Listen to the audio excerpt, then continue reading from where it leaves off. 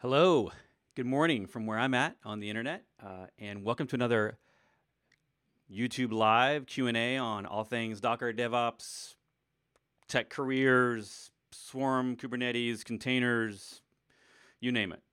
So my name's Brett. If you haven't been here before, we do this every week, and basically I take questions from the audience. It's a Reddit Ask Me Anything style live Q&A, and you get to basically ask me questions, and I either have answers or I don't. And sometimes we'll actually work on the answers live, and sometimes I'll just give up and say I don't know. You can always ask me later on a couple of resource links that I'll show you on how to get a hold of me. And I only do questions live, so you can't ask me questions in Slack or on Twitter or on Facebook. I won't see those. I'll only see those in the YouTube chat. And let's get started. But before actually we get started, let me just tell you a little bit about what I do. So I'm a Docker consultant, Docker captain with the Docker Captain program, which just means I'm a community leader. I don't work for Docker, and I do stuff on the internet around Docker. I have a course. You can see the description links. There's some description links on resources for Docker, and my course is there. And other things I do, lots of open source on GitHub, stuff like that. So most of you have probably taken my course or are on my newsletter or something else. And that's how you found today's little broadcast. So just so I do these every week on Thursdays, assuming that I can do them on a Thursday. And then based on your feedback, I will maybe do this either alternating so that maybe some people on the other side of the world can get to it. Obviously, not everyone is awake at this particular time. And I don't put these on the internet later. So we just do this every week. So there's no real reason to have a huge storage of them. It would be quite boring actually to listen to me talk for hours and hours on the same things, because a lot of times you have the same questions. But I look forward to your questions, and so let's get started. All right. I'm just going to go in the chat from the top down. And good morning, everyone. I'm not going to be able to say hi to everyone in here, but thanks for saying hi. I appreciate it. I'm glad you're here to learn and ask questions. Samir asked, could I use Nginx? First question. Could I use Nginx to set up a live production Node.js web environment on my home network with Nginx being a load balancer? Yes, absolutely. Why wouldn't you do that? I mean, Docker is obviously very flexible. You can run it on any system just about. If you're running it on your home network, you probably want, I'm assuming Nginx, since you're running in Nginx, you're probably going to be running that on a Linux machine, usually an AMD 64 architecture Linux machine. So maybe you have a spare PC in the house and you're just going to run Linux on that. And then you can run, or you can use a Raspberry Pi and load your stuff up on that, running Docker on there. So Nginx can be more than the load balancer. I'm not sure, are you looking to just test things, or do you think you really need a load balancer in your house? Unless you have lots of traffic, you may just be able to use the Node.js app fine. But I do lots of testing in my own house. I have, I test on my Mac. I have a PC in the closet that still runs VMs because I'm an old school IT guy like that. I use the cloud, but I also have, the closet full of tech. And I run a bunch of Linux stuff on there. I run a little mini swarm on there to play around with multiple Linux nodes. So yeah, absolutely, you can do all that stuff. Good question. Vamsi says, what are the best practices for logging in production workloads? So in production workloads, we're assuming that you're going to want to keep your logs longer than you could keep them on the disk of the system they're on, right? You're going to keep them long term. So this is a great question to transition to maybe showing you some stuff online. We can look at some stuff, but first I need to go to the computer screen.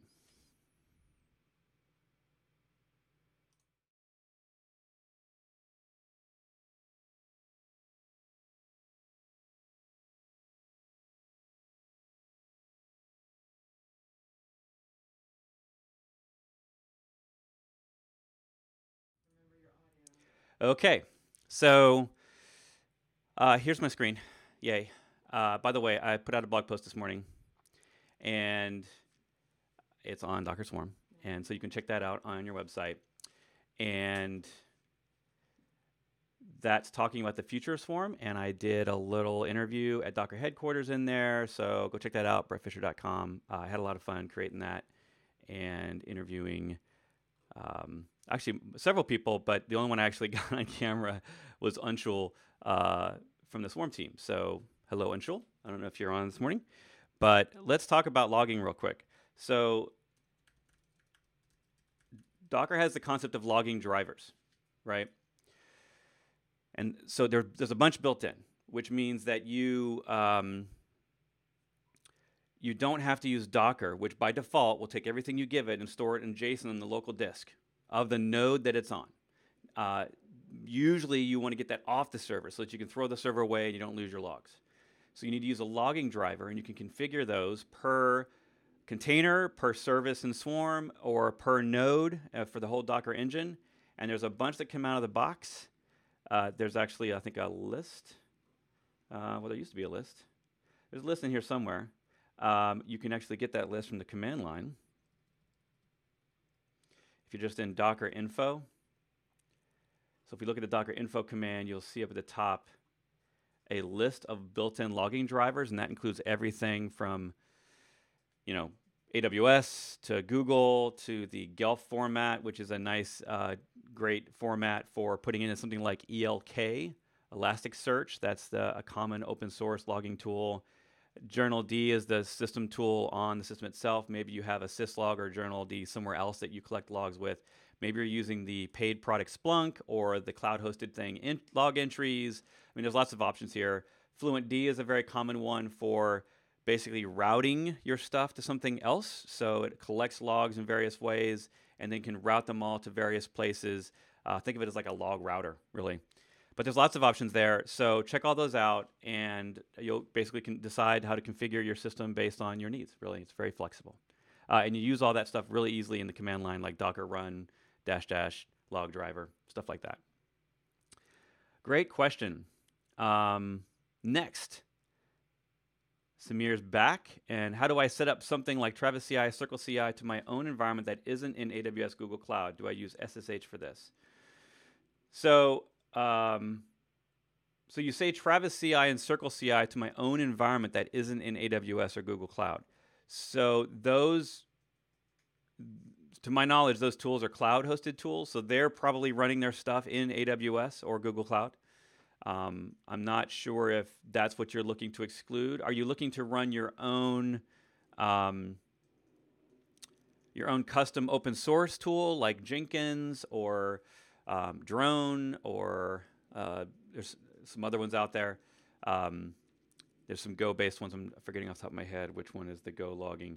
But there's open source ones like that you can run on your own, and then you can use agnostic ones like Travis CI, CodeShip, and Circle CI, like those, right? GitLab has some. And then you have cloud-specific ones that are AWS or Amazon or Google. So all of those work.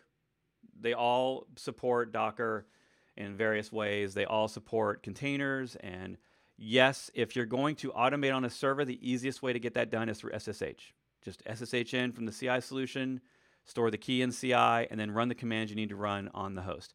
The other way to do that is you can use the Docker CLI remotely. That requires that you set up, that's a little more advanced. That requires that you set up the engine with a TLS certificate on each one of your servers, and then it requires you store the client certificate inside of your CI. It's a little more complicated, and it's not always better. So I always encourage everyone to start with SSH. That's usually a pretty easy thing for most people to do. It's well documented. And then once you have a specific need to do something like TLS to the engine directly so that you can use the command line directly in your CI solution, then maybe you look at a more complicated way to do that. Good question. Steven's back. It is common as a developer to have a toolkit which contains templates, snippets.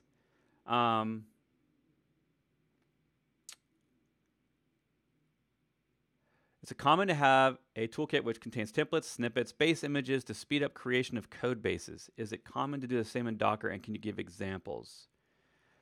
Snippets, images, speed up creation of code bases. Sure, yeah. I mean, I use templates and snippets and stuff all the time. Mostly, I'm disorganized, so I just use past projects as because usually the last thing you did is probably the best thing you did, right? Anything you did 3 years ago, you're like, wow, that ain't so hot. I didn't do so well on that one. So I have stuff like the Node default good project over here on GitHub. So github.com/Brett Fisher/Node Docker good defaults is one that I use. I built it. I recommend it. A lot of community members have given their support and helped me fix things that I didn't know about or improved it. So that's a good one for Node. I have another one for PHP that's not quite as good. It's not quite as finished. If you're a Laravel person, you may just look at their official options because I haven't been keeping up with exactly how they've been going forward, but I know they have a pretty good solution nowadays. And so really this is just a combination of Docker files, compose files, and sample configs for the app itself to make sure that they work the best in Docker. And sometimes there's some things that can be deceptively not intuitive. I guess that's saying the same thing, but Node, you think it just works out of the box, but Node has been around longer than containers, or at least the way the Docker does containers. So you kind of have to trick some things like the Node modules. Same thing with PHP and Composer. You kind of have to get the optimum build speeds and the optimum development experience. You really want to change the location of those dependencies and stuff like that. But those are all in there in those projects. Again, almost everything I'm going to mention today is probably accessible from brettfisher.com/Docker. So good question.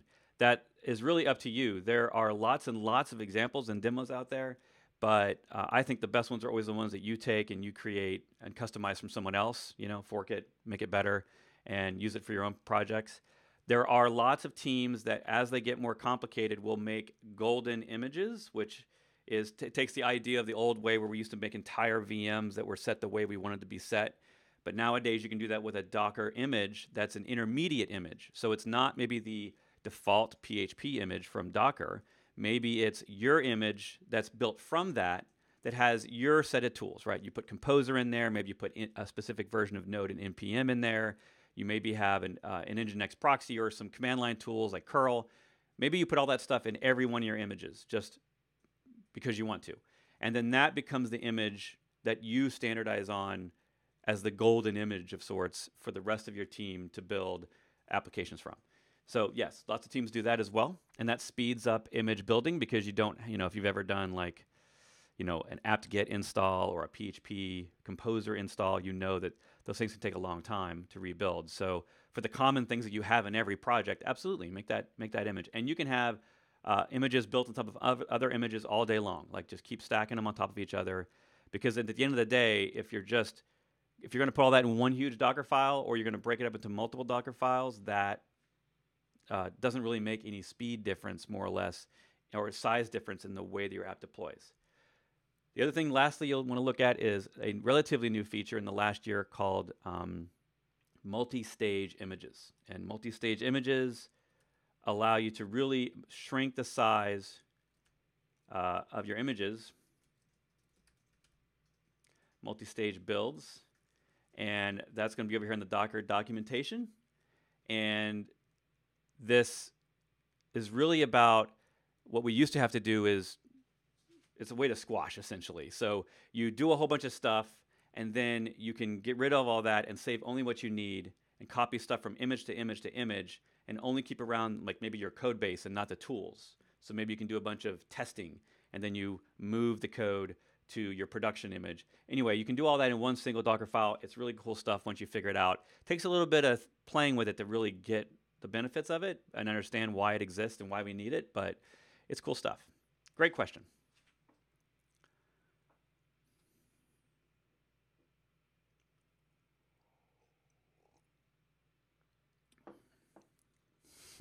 Mog, where can I find the any key? The any key is every key, so it's everywhere.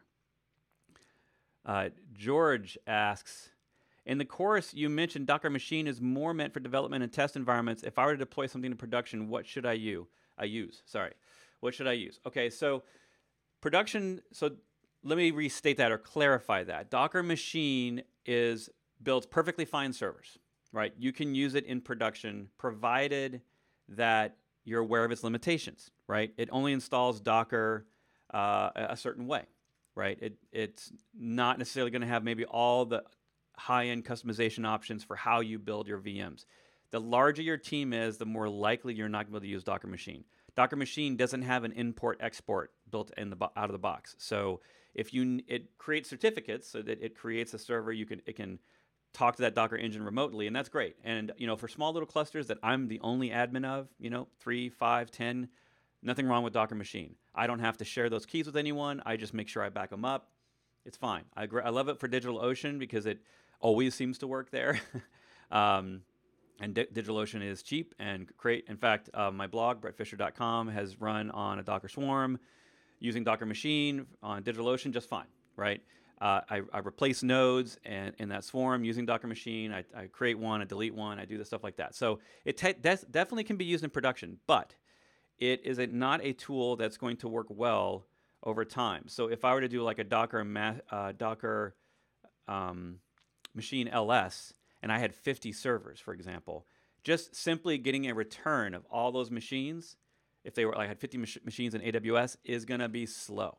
And so that's going to start to affect your ability to use the tool. Plus, if you're in a team of like 3 people and you all need to make sure that everyone has access, you've got to come up with some other way to get those TLS certificates from your machine and then onto some place where everyone else can get them, and then to keep everybody in sync.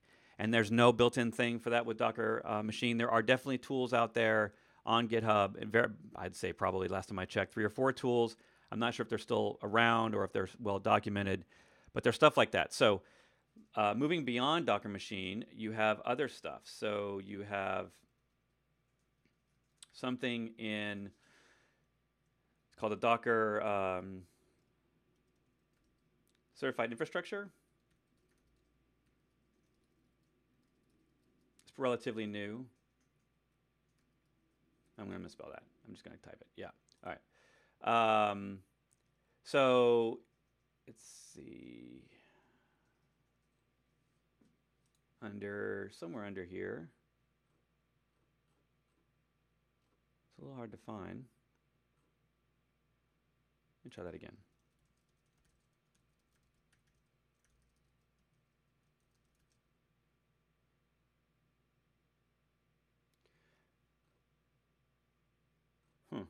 Well, they have the PDFs. I don't know what happened to the actual articles. So Google is not finding them. But they have, Docker has something called the Docker Certified Infrastructure. And it is a set of tools, which is Ansible, Terraform. So they work together to build out your infrastructure for AWS, Amazon, and then also VMware. So I built that out and showed an example of that in my DockerCon talk. So if you go to brettfisher.com/docker and you scroll down to my videos, you can see DockerCon part 1 and 2. That's basically 2 years of my DockerCon talks.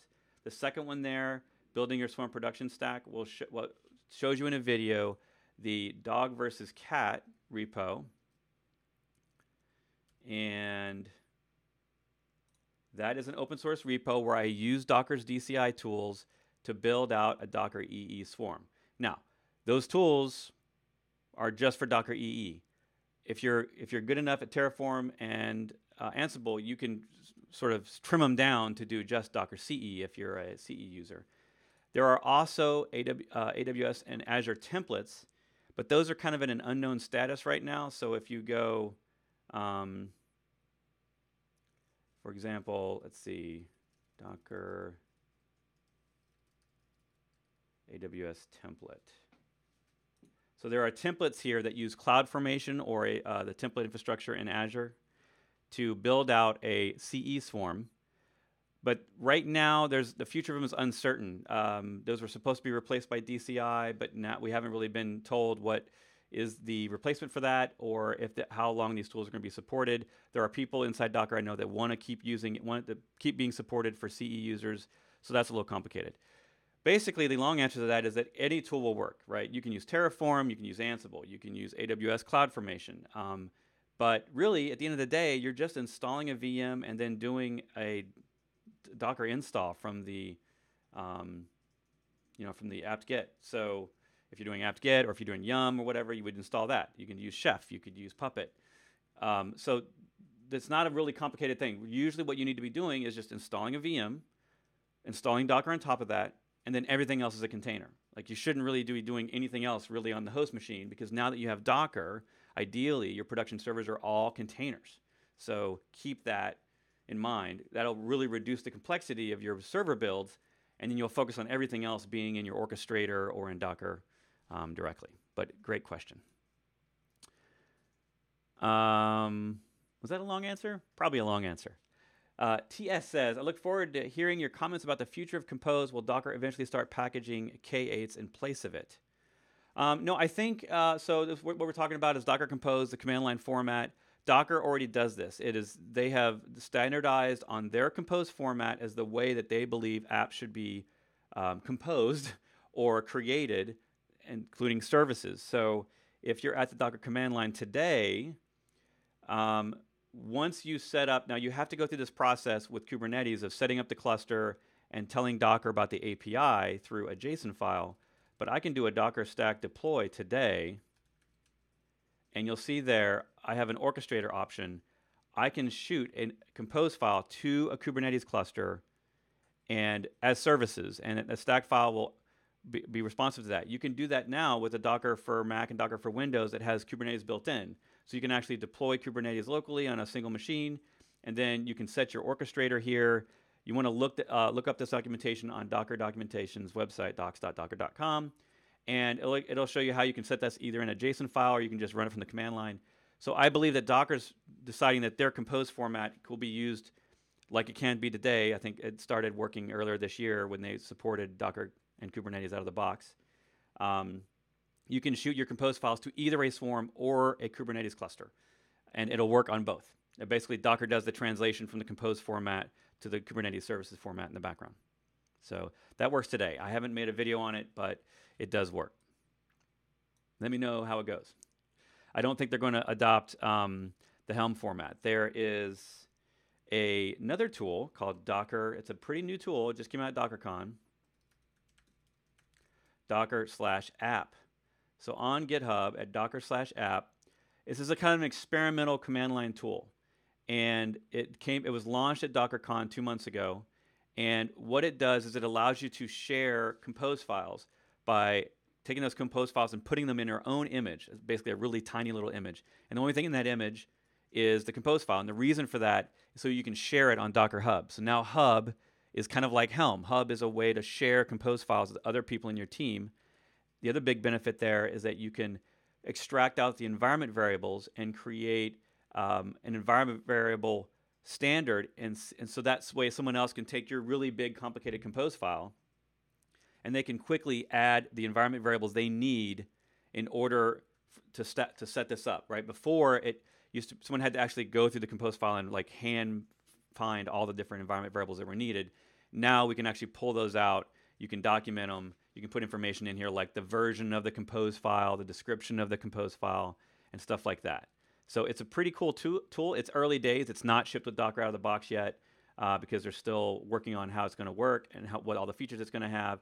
But I encourage you, if you're looking at deployments and you're sharing compose files around your team, you might want to consider this approach. This is also a really easy way to ship compose files into production or into your CI solution instead of storing them in maybe a Git repo where you have to have a bunch of different compose files for different environments. You can actually extract out those environment variables, use this tool, and it will allow you to reduce the number of compose files you have, basically, and keep your environment variables separate in different files. So go check that out. Next question. Saurav, I believe that's how you say it. Hello. I'm hoping to get to Docker DCA. Let me know if you're on your course Docker Mastery or is enough, or should I need to cover other topics? Okay, so the Docker Certified Associate, DCA, is a popular, it's the only current Docker certification you can get. And if you just go to, I think actually if you just Google Brett Docker Certified Associate, you will find my blog post on the subject. In the Docker Mastery course, at the very end is a section on this, but it basically just tells you to come read this article, because this article tells you all about the certification, how, where to go find resources on learning what you need to know in the certification, and then it talks about how much of it my course covers. Remember that the Docker Mastery course only teaches you the open source tools today. It only teaches you the pure Docker open source stack. The Docker DCA is really about Docker Enterprise Edition, the paid product from Docker. So my courses will only get you about 50% to 60% there. It gives you all the fundamentals that you have to know before you really should start using Docker Enterprise Edition. And then after you've taken my courses, you can jump over to Docker Store and get a trial version of Docker EE for a month. You can sign up for a month trial, and you can use that to quickly get up to speed on Docker EE and go take the courses. The way that I studied for the courses is I went through the study guides, which are listed in my blog article, and I answered every single one of the questions in the study guides from memory. If I couldn't do it from memory, I studied and studied until I could answer that question. And then I passed it on the first shot. So good luck to you, and let me know when you get that certificate. All right, so I'm going through the chat. Sorry, I'm not caught up yet. Got some great questions today. All right. Hello, hello. Colonel Panics from Argentina. Hello, everyone. Hello from Paris. Very cool. Blackmorth. All right. Valen, how would you architect Swarm HA in AWS? It's a broad, big question. Example would be patching servers that need to be down. All right, so you're over here. We mentioned it. Let me see if I can find it. You're on the Docker for AWS website. They have templates right here. And these templates build you a redundant cluster. So you can use CloudFormation. I know the future of them is uncertain, but CloudFormation is just CloudFormation. So you could totally use this and then just keep supporting it if Docker doesn't. Updating it, you can download the CloudFormation and store it in your own GitHub repo. So you could do that. Anytime you're going to have multiple nodes, you're going to have at least 3 nodes in a swarm. If you take my swarm course, you know that that's the minimum for redundancy. And then from there, really the question is, when you're going to take a node down, you would do a Docker node update node name availability drain, and you would drain that node, which would gracefully stop containers. That's assuming that you've put in health checks. Always got to have health checks, and all that stuff's explained in my Swarm Mastery course. Again, available on that brettfisher.com/Docker thing. And in there, you can learn the process for updating anything in your swarm with the zero downtime. So nodes you would download, you would drain them, and then demote them, and then remove them, and then add a new one, or add the new one first and then drain the old one. Either way, with services, as long as they have health checks and they properly manage their own connections, with the latest Docker, you can just do a Docker service update, and it will properly shut them down, make sure that connections are terminated properly and moved over, or it waits using the wait command to the wait option rather in the update to wait however long you think it needs to wait for connections to end, stuff like that. That all comes out of the box. So those 2 commands, really, the node drain and the stack of service updates, just work. And then you would use an ELB or something in front of that, right? You'd put an elastic load balancer in front of your swarm for all the nodes you wanted to be on the public endpoint so that people had one IP to get to. I'm assuming that's, you don't have to do that. If you can use if it's just a website, you can use what I do, like with brettfisher.com. It's just a website, so I can use DNS round robin with a bunch of A records, and I don't actually need a load balancer in front of that. Anyway. Vu asked, not Docker related, but what camera and microphone are you using? Amazing quality. Well, thank you. My camera is a Canon M50 EOS, so that's a new purchase. I was very excited to get that this summer. And then this is a Rode Podcaster mic, and I like it very much, so thank you. Carlos, I hit the IP address limit on a single overlay network. As a workaround, I am able to launch more containers by using multiple networks. Is there a better way to do this? So Carlos, not right now. The way that you're going to do that right now is what you're doing. Basically, Swarm overlay networks default to a 256 subnet, and anything beyond that was recommended that you basically move to an additional overlay network and split stuff up. So there are changes coming. In fact, if you look at my blog post as of today, and you scroll down to the bottom, at the very bottom actually, under the future of Swarm, we hopefully have coming to Swarm custom default IP subnets for bridge networks. So today you can do that in bridge networks. Soon you'll hopefully be able to do that in overlay networks, where you can completely change the IP addressing scheme of all this stuff. So yeah, check that out. Bala asks, is it true if user namespace is enabled, privilege mode can't be used? Yes. That hasn't changed. As far as I know, that is just due to a limitation in the way that Linux works. So you can't enable user namespaces, which forces containers to run as non-root and then give the container host root privileges, essentially. At least that's not a thing that I'm aware of yet. So my attitude to talk to people about user namespaces, which is not enabled by default, it's a great feature if you want to enable it to improve security, is you make, let's assume you're in a swarm or in a multi-node scenario, you enable user namespaces on the ones you need locked down, and then you don't enable it on the nodes that need privilege mode. They'll all work in the same swarm together. You can actually use tags in a swarm so that node labels, essentially, to make sure that if something needs user namespaces, that it goes only on the nodes with user namespaces and vice versa, right? So you can do it like that. That's how I've done it in the past. Hello, hello. Hello from the Philippines. Hi there. Samir asked, I am running it on a Raspberry Pi and Rock 64 cluster. I have gigabit, that just sounds cool. I don't know what a Rock 64 is, but that sounds like it's a cool thing.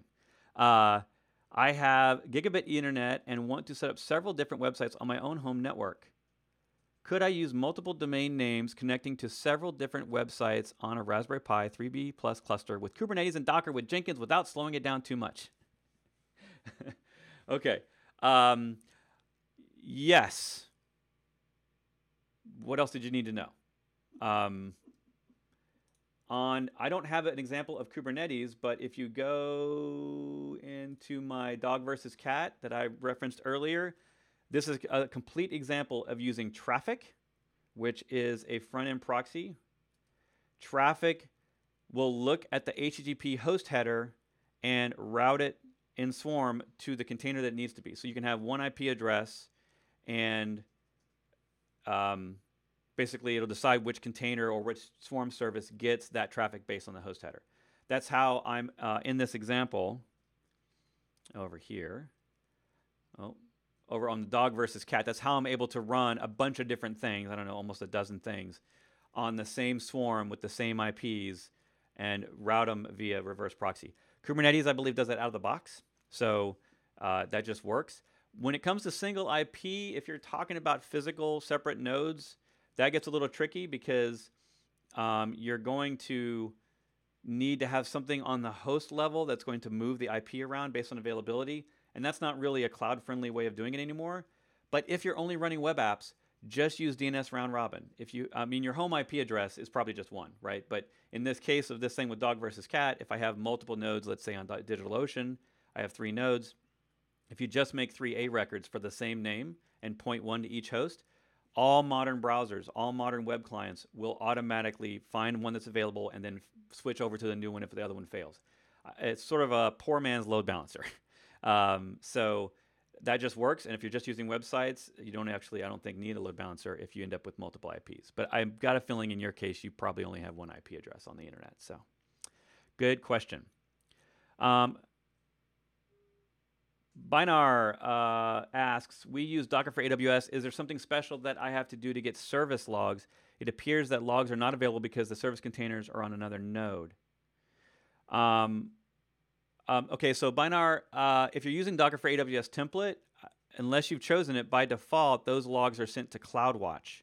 So they're not going to be on the Swarm because they're not stored locally in JSON. They are sent off disk to AWS's CloudWatch log tool. So you should go there and look for your service logs, not on a local machine. When you install the Swarm with the template, you get a choice of keep the logs locally on the nodes, and then that's when you can use Docker service logs, or you can enable CloudWatch, which is what most people I think do because they want to use all the AWS tools anyway. So go check there first, and then maybe you need to go in your cloud template, your CloudFormation template, and see what you set when you deployed it. You should be able to go in the AWS console, the GUI, and look at the settings you gave to that template when you deployed it to see what it was set up originally. Samir, oh no, I answered that question. Rodrigo. Okay, so hi Brett. Let's say I have a swarm of 3 nodes and I want to expose it to the web. Should I publish the swarm master IP DNS or put an Nginx in front of it and publish the Nginx endpoint? That redirects to the swarm. How to benefit of swarm round robin with an Nginx in front of it. So my question there is, are you talking about Nginx in a container or Nginx like actually in front of the nodes? You can, if it's just, I think I kind of answered that. If it's just web apps, you can just use DNS round robin. You don't have to do it to all nodes. If you had 10 nodes and maybe 3 were managers and the rest were workers, just pick 3 workers and make those your sort of front-end nodes that you put in the load balancer. If you have an external load balancer, that's usually a better thing for scale, and you can set up sticky sessions and stuff like that. If you don't want to do that, or you don't have the ability to do that, then DNS round robin is a good backup as long as you only need to share out web apps. It's not going to work with, it's not going to automatically allow a SQL connection to hop between nodes if a node fails over. But that's why that's usually not something you expose to the internet outside the swarm, right? That's usually something you put inside the swarm on overlay networks. So if that doesn't answer your question, again, any of these questions, if it doesn't answer questions, ask again or ask a more detailed question. I'll happily come back. But yeah, I mean, if you want Nginx, if you want a proxy as a part, it depends on what you're using Nginx for. Are you using it for proxy? Are you using it for load balancing? Are you using it for both? In general, I mean, Swarm's just running containers, which are just apps running on the host. So if you think you need a proxy, then you should probably use one. Nginx is a good one. If you are using Nginx in front of it as a load balancer, usually that means you end up with one Nginx node, which I think is bad, right? So my choice is I either use the load balancing provided by the cloud provider, or I use DNS round robin across my servers. I don't put in a single node that could fail as the one endpoint coming into my swarm. That's why make a redundant swarm if I'm going to put something in front of it for every connection to potentially fail. I would not do that.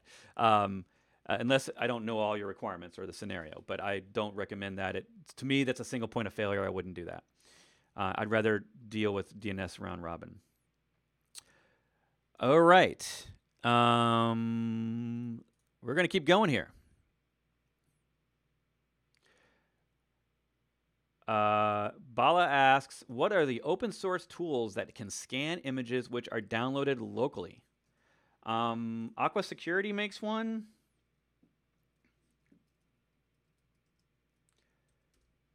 So this is the one that I have tried out and tested, and I know that it uses their scanner. There's obviously lots of paid tools, but this one is open source from Aqua Security.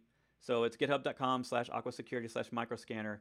It's a manual tool that you basically run manually, or you can put it in your CI solution to scan images for known vulnerabilities.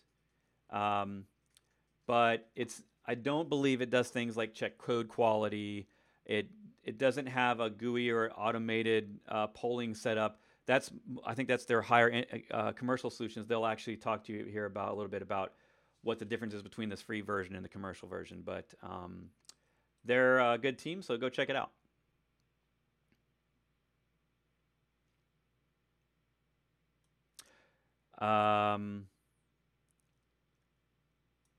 Narahari asks, it's buffering for you a lot. Does anyone know if this live session will be put as a recording? Well, you should be able to DVR this. If you're watching it now, you can back up and watch it on the screen. But I'm not going to post it to YouTube later. So as long as you stay in that browser, you should be able to back up and play. I do this every week live, so I figured there's no reason to have a whole bunch of the same videos on my channel answering the same questions. So, um, you know, come back next week. Hopefully, you'll have better bandwidth. You can also try lowering the bandwidth on your YouTube to down to, I think maybe you can do audio only or the lowest setting, and maybe that will help if you're on a slow connection. Oh, and thanks for Stephen for helping out with that one. Yeah. Okay, moving on. Anil, does K8's performance get the same performance when running in Docker EE versus running native? Any performance benchmarks available? I don't. That's a good question. So, as far as I know, and I don't have personal science verification of this. Docker is running native upstream Kubernetes. So Docker EE is running that. There are other tools on those servers that Docker uses for management of the nodes, like it uses actual Swarm components to deploy the Kubernetes components. But those things aren't getting in the way of running the containers. So I would have no reason other than just saying maybe you need a little bit more RAM because you have an enterprise tool on top of Kubernetes managing it, but that doesn't mean that containers run slower. So I would just say there's minimum requirements for Docker EE. Those guidelines are all on success.docker.com. I would go look at those to make sure that you're meeting the minimum requirements. But as far as I know, workloads run exactly the same speed as whatever the Kubernetes version is upstream. Personally, really, when it comes to performance on Kubernetes, there's two things involved there. One is just how fast is the Docker engine launching the app, right? Because the minute you launch an app, it's running at native host speed. It's a container. A container is not a virtual machine shim or anything. It runs at native performance, with the exclusion of write IO in the container, which is you don't want to do. You want to write into volumes. So make sure you understand volumes, and your database stuff needs to always write to volumes, which is native performance. The other thing is networking performance, and that's going to totally depend on are you using Calico? Are you using, what networking middle layer are you using? And that would be no different than that tool's native performance itself. Again, Docker's not going to layer something on top of that that causes every one of those packets to be slower. For example, in Docker EE, if you've got traffic coming in from the front end and you're choosing the HTTP proxy, then that's another hop, right? So that's going to add, a millisecond. I don't know. I haven't tested it, but I would say that standard benchmarking tools still apply. If you are building a web app in a distributed way, you should, as a part of your production deployment process, be researching your own tools, either standard tools or custom tools that test your app.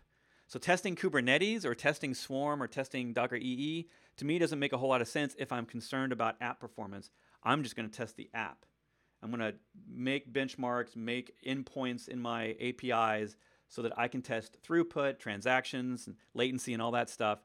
Because at the end of the day, it may have nothing to do with my software. It may be that I've chosen the wrong instance sizes, or I have chosen the wrong network size bandwidth on AWS. I mean, those things to me are more the problem more often than the management apps that I've chosen to run on my servers, if you know what that means.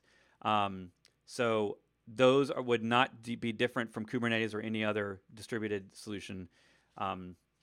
So yeah, sorry, don't have an answer for you exactly on that, but hope that makes sense. Let's see. Charles asks, have you ever installed Shibboleth and WordPress via Azure Web Apps for containers using the Azure PHP Docker parent image? No. Sorry. Ask a more specific question if you have one. Ryan, we have seen issues in Swarm in production where it suddenly stops being able to create outbound network connections. Have you ever run into this or a potential way to track the root cause? So I have seen lots of networking edge cases over the last 2 years of Swarm. My memory is always going to be fuzzy on exactly all of the issues I've heard of other people saying and other people having. So I would say make sure you're running 1803 minimum. I would prefer 1806. That's the official latest release of Swarm. If you go read my article that came out today on the future of Swarm, and you go through the sheer number of PRs on performance and networking improvements in 2017 and 2018 alone, there's a lot there. I don't think any one person, unless you're maybe in the Swarm team at Docker, would have an awareness of every potential networking problem. I have not personally seen on my clients or my swarms that they have outbound networking, and I've had people running Swarm in production since it actually was released, since 1.12.1, I think.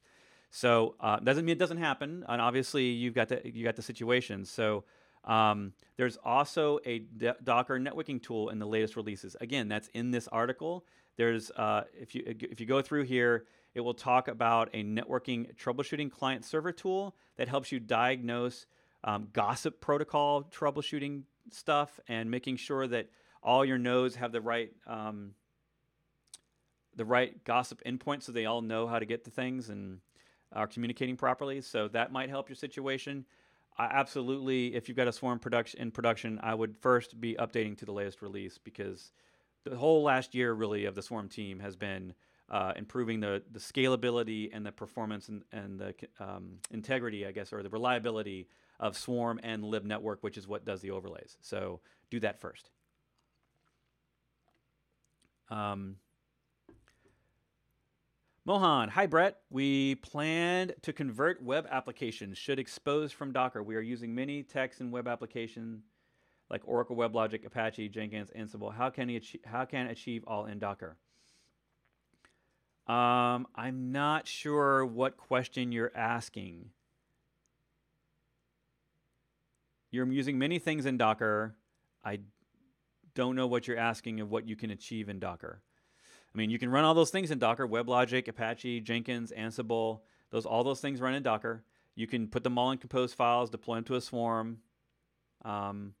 So if I need to help with the question, go ahead and ask a more specific one about those, and then hopefully I'll get to it before we run out of time. Sorry, I don't understand your question.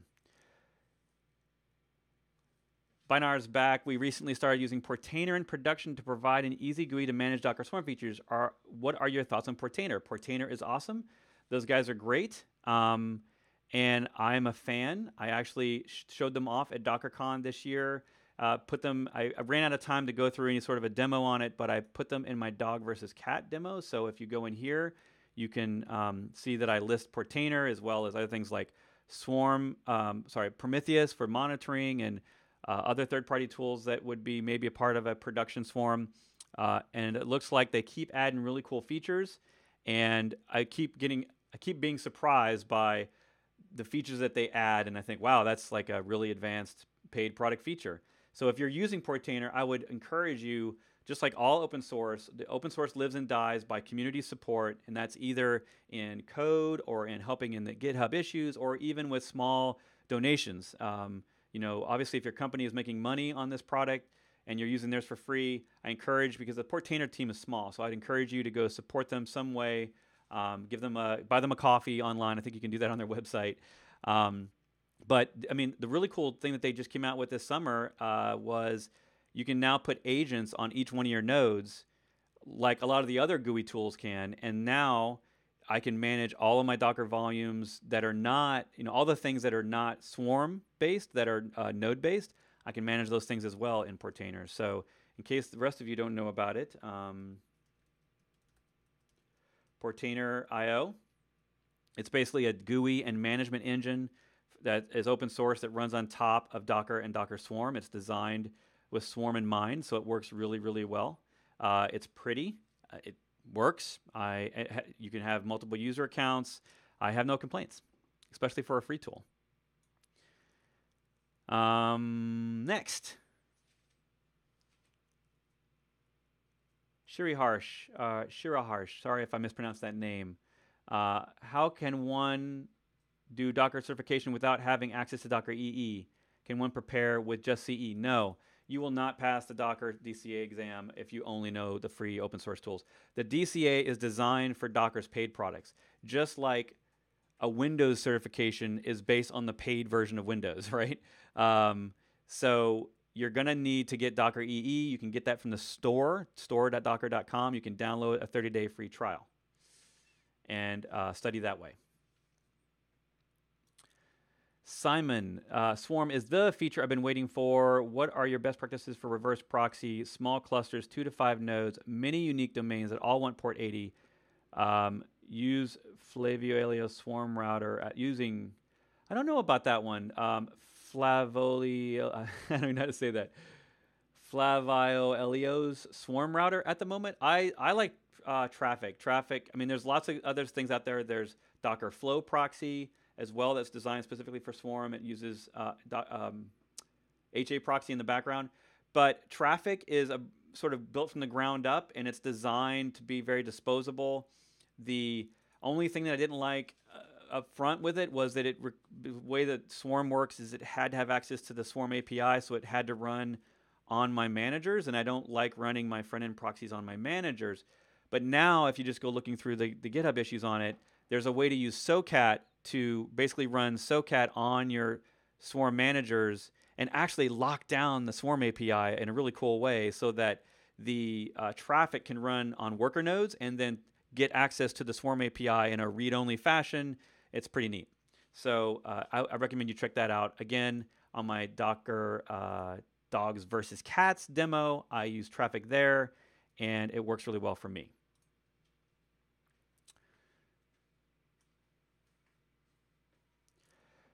Hello from Thailand. Hello, hello.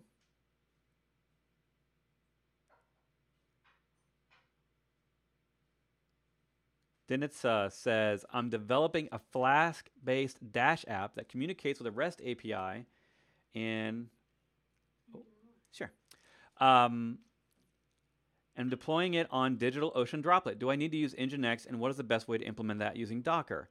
So, well, it all depends, right? I mean, it just depends on what your API is used for, how slow is your API normally, and what's your user base? Are you dealing with hundreds of connections a minute? Are you dealing with thousands of connections a minute? I don't see why you have to have Nginx.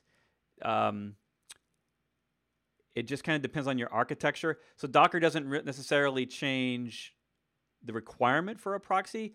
The reason that most people end up needing a proxy in a Swarm or in a Docker cluster of some sort is because once you start running multiple apps that all need the same port on the same server, that's when you're going to need some sort of thing like Traffic or Docker Flow Proxy.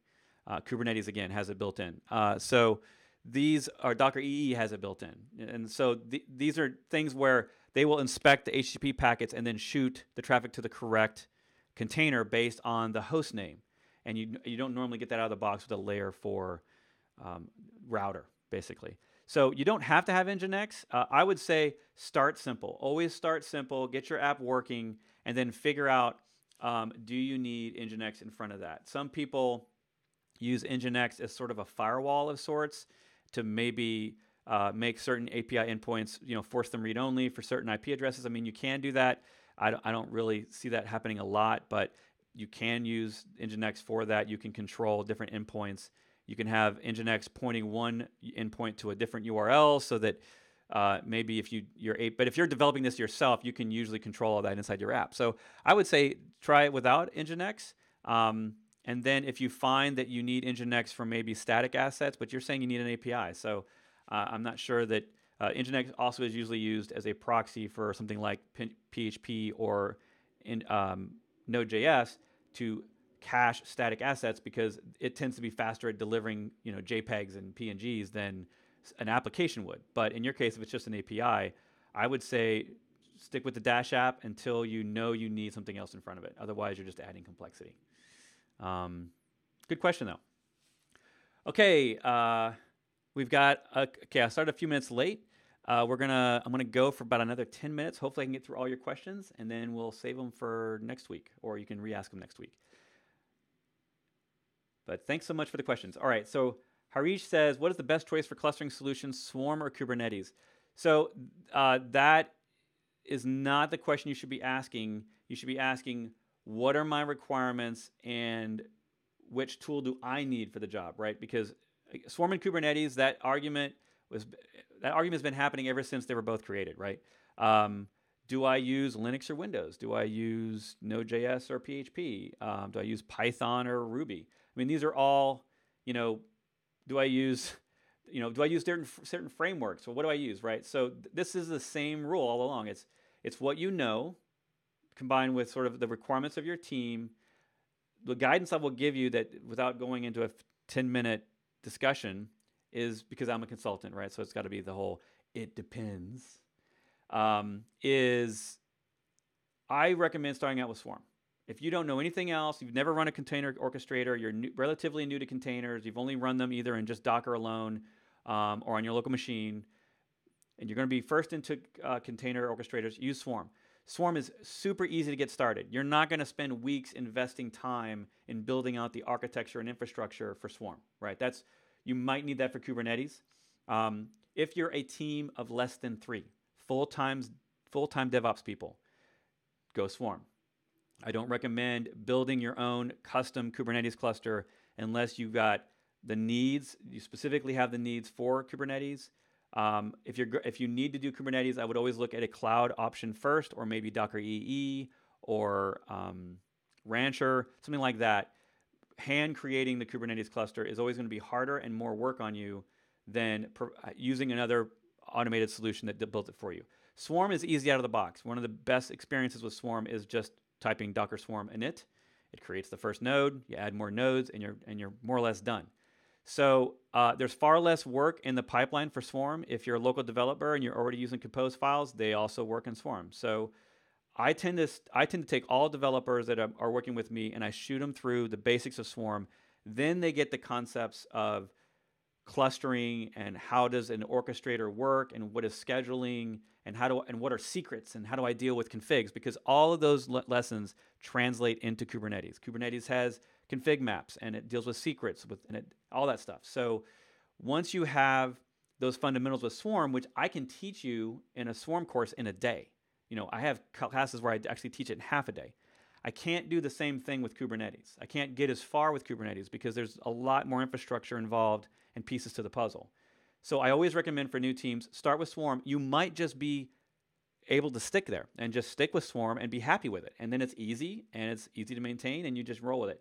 Once you know there's something that Swarm can't do, and you've done some research and you figure out that Kubernetes is better at that, that's when I would jump to Kubernetes. I wouldn't automatically out of the gate, when I'm a small little team, just go running for Kubernetes unless I knew I was going to already have some later requirement for Kubernetes, like, my boss is telling me that I have to use AKS on Amazon, or EKS rather, or we've already got Kubernetes clusters, and I just have to learn it in order to put my stuff on the Kubernetes cluster.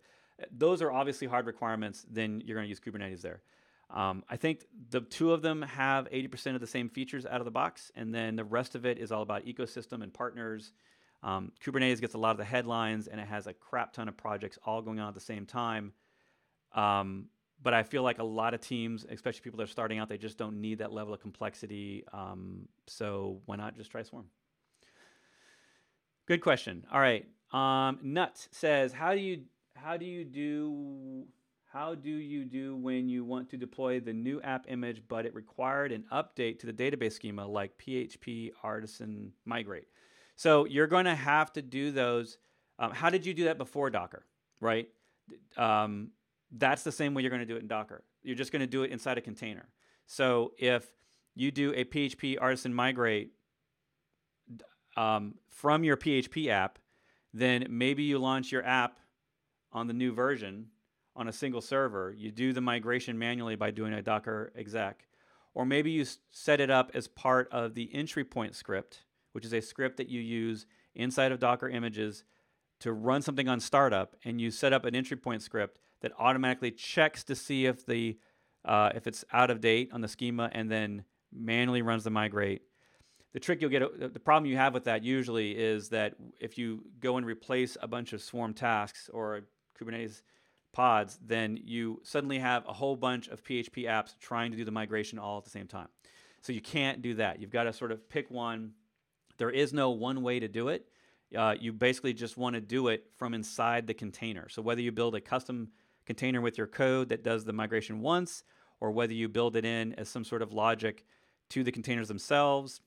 It's really up to you and how big your cluster is, what kind of environment you're in, the complexity of it, and all that. Can you take downtime while you do this, or does it have to stay up? And none of those changed from containers. Before containers, you had those same problems. You were just doing things on the host. Now you're just going to be doing those same commands in containers. Do you have your CI tool do it automatically one time before it deploys the new one, or does it deploy the new one and then deploy the migration, and then you sort of flip feature bits by turning on the new features after the migration is updated? Those are all subtle nuances, and Swarm doesn't really change that. It's more of a distributed computing problem rather than a Docker container problem. But good question, great question. Michael, what is the best way to maintain session persistent sticky sessions when using multiple IIS containers and Swarm? So you're going to need something. Okay, so in Swarm, the routing mesh coming in does not know about sticky sessions because it is not layer 7 aware. It is so you're going to need a load balancer that is a proxy essentially, and you can do that with traffic.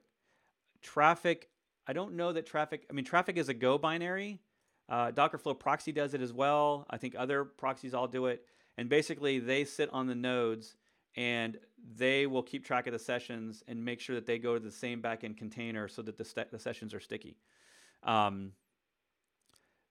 haven't actually looked, but traffic is a Go binary, so technically it could be built to run on Windows. In that case, I would usually have a Swarm. If I didn't get this to work on Windows, I would have a Swarm where I'd have Linux nodes acting as my front-end proxies, and then my Windows nodes only running my Windows binaries. That way, I don't load up a bunch of these tools on a Windows node.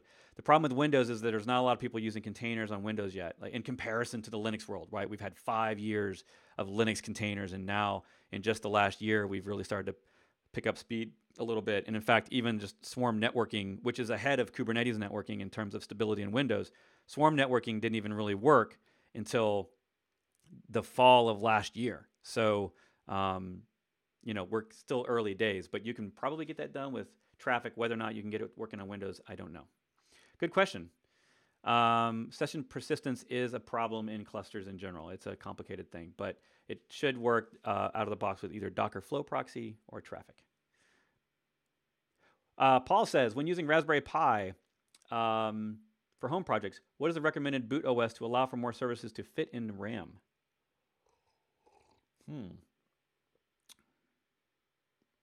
That is a question. I am not a Raspberry Pi expert, so I'm going to give you to Alex Ellis. So this guy right here, he is the lead maintainer on the OpenFast project, which is functions as a service that runs on Docker, Swarm, and Kubernetes, or serverless. And so there's his name right there. You can find him on Twitter. Shoot him a tweet and CC me in the tweet because he is you can see here, he's a Raspberry Pi guru. He's been running Docker on Raspberry Pis. There's several other great captains that do Raspberry Pis. If you just kind of search Docker Captain Raspberry Pi, you'll find there's a group of them. But we were just talking this morning, and I know he's probably around today, so you could probably get that question answered today. My expertise is not in Pi OSs, for sure. Valine asks, for Kubernetes, Aqua Security just came out with the Kube Hunter, which may have a GUI. Ooh, I didn't know about that, Kube Hunter. I'll have to check that out. Thank you. That just sounds cool. Kube Hunter. Please, can you share tools to monitor applications deployed on multi-node Docker? Yeah, Prometheus. Any Datadog, Sysdig, these are all paid cloud tools. They all work with Swarm and Kubernetes and Docker in general. The most popular one that gets I wouldn't say it's necessarily the most used one because you never really know how much other tools are used, but the most talked about open source tool right now for monitoring is Prometheus. And of course, it always wants to show me the movie Prometheus, which is also a good movie. But Prometheus IO, it's now officially a part of the CNCF, which is great. And they have their own conference now. They've gotten so big. in my Docker, if you're interested in Docker Swarm, if you go into my Docker dogs versus cats demo, you'll find me showing off a demo of Prometheus working in a small Swarm cluster with basically a one-line deployment of a whole bunch of Swarm stuff using something called Swarm Prom, which is a great example run by a guy named Stefan. He's basically given this great resource to the community of what I would consider one of the de facto ways to deploy all of your monitoring needs in one shot on Swarm. And it may not be the exact thing you want out of the box, but it's a super great way to get started because Prometheus isn't just one thing. The Prometheus main repo isn't even really the GUI you're going to use, and it doesn't do alerting to other, to your pager duty kind of stuff or your Slack chat. And so there's lots of components to it. And if you want a full fleshed out monitoring tool, if you just want to buy someone else's stuff, there's Datadog. That's one I've used, Datadog HQ. Sysdig is another one I've tried. They specialize in containers, and I definitely know they've been a big supporter of Docker and Swarm over the years, so definitely check those out. Great question. Last few questions, because I'm about to lose my voice. What is the best way to maintain? Oh, we already asked that one.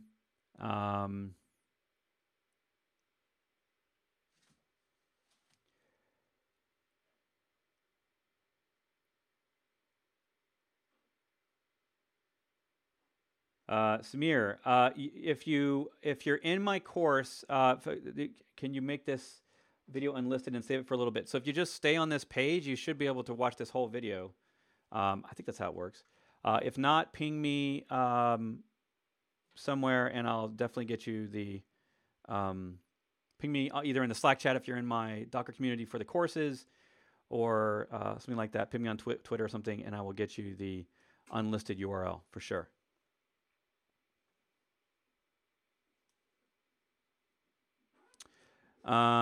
Yes. Yeah, Dieter. Yeah, I don't know if you're mentioning Dieter. Yeah, Raspberry Pi, Dieter as well. There's a couple of people, a couple of German captains that are really smart on Raspberry Pi.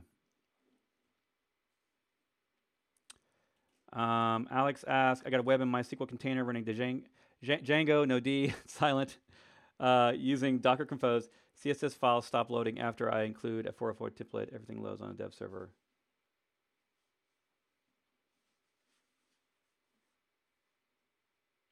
Alex, that's a very specific question to your app. So CSS files stop loading after I include a 404 template file.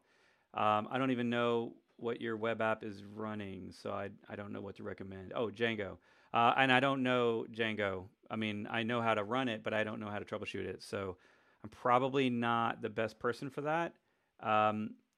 If it works locally, if things work locally and then don't work on a server with Compose, or if they work locally, if the other way around, if they don't work on a server and they work locally, usually I find with people that it has to do with permissions on bind mounts. So when you bind mount stuff, you're messing with the permissions of the things in the image versus the things that you're connecting from the host.